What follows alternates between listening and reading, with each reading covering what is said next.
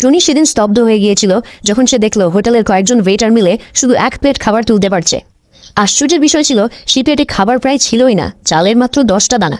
টনির মনে হলো হয়তো হোটেলে কোনো মজা করা হচ্ছে, কিন্তু সত্যিটা ছিল এর চেয়ে অনেক বেশি ভয়ঙ্কর। আসলে পুরো পৃথিবীতেই মানুষের শারীরিক শক্তি 100 গুণ কমে গিয়েছিল। এখন যদি কেউ এক হাতে পানির বোতল তুলতে পারত তাকেই শক্তিশালী বলা হতো। এটি সাধারণ মেঝের টাইল তুলতে 4 জন মানুষের দরকার পড়ত, আর যে একবারে 20টা চালের দানা খেতে পারত তাকেই বড় খাদক বলা হতো। এই বদলে যাওয়া পৃথিবীতে মাত্র একজন মানুষ ছিল যার শক্তি একটুও কমেনি। সেই মানুষটি ছিল টনি, কিন্তু সে নিজেও এ ব্যাপারে কিছুই জানত না। একদিন হাঁটতে হাঁটতে টনি দেখলো একটি ক্রেন মাত্র 10 কেজির একটি টপ তুলছে। এটা দেখে সে অবাক হয়ে গেল এবং কাছে গিয়ে দেখতে লাগলো, কিন্তু হঠাৎই একটা গন্ডগোল হয়ে গেল। টনির সামান্য নড়াচড়ায় সামনে দাঁড়িয়ে থাকা এক মহিলা ভারসাম্য হারিয়ে ফেললেন। তিনি ছিলেন একটি কোম্পানির প্রধান নির্বাহী কর্মকর্তা। টনি সঙ্গে সঙ্গে প্রতিক্রিয়া দেখালো এবং তাকে পড়ে যাওয়া থেকে বাঁচালো। তারপর সে স্বাভাবিক ভঙ্গিতে বলল, এত কষ্ট কেন করছেন? আমি তো এটা সহজেই তুলতে পারি। মহিলাটি টনিকে ওপর থেকে নিচ পর্যন্ত দেখে বললেন, এই টপটা 10 কেজির, তুমি তো একজন নির্মাণ শ্রমিক, তুমি এটা তুলতে পারবে না। পরের মুহূর্তেই টনি কোনো কষ্ট ছাড়াই টপটা তুলে নিল। চারদিকে নিস্তব্ধতা নেমে এলো। যে জিনিস তুলতে ক্রেনের দরকার হচ্ছিল সেটা একজন মানুষ কিভাবে তুলতে পারে? মহিলা হতবাক হয়ে গেলেন। তিনি সঙ্গে সঙ্গে টনিকে তার বাড়িতে খেতে আমন্ত্রণ জানালেন। টনি পুরোপুরি বিভ্রান্ত হয়ে পড়ল।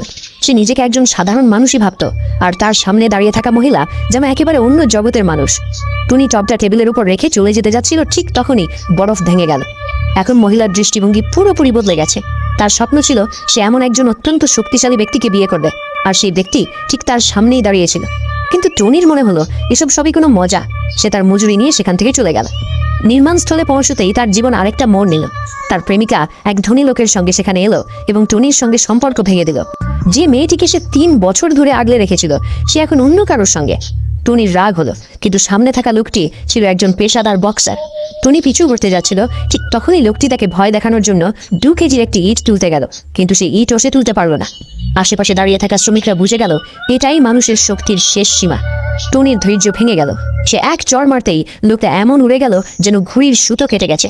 ঠিক সেই মুহূর্তেই সেই মহিলা সেখানে পৌঁছালেন এবং সব কিছু দেখে ফেললেন।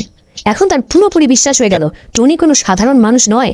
তিনি টনির কাছে সাহায্য চাইলেন। 10 বছরে একবার হওয়া একটি বক্সিং প্রতিযোগিতা, যা তার পরিবারের অস্তিত্বের জন্য ভীষণ জরুরি। টনি ভয় পেয়ে গেল।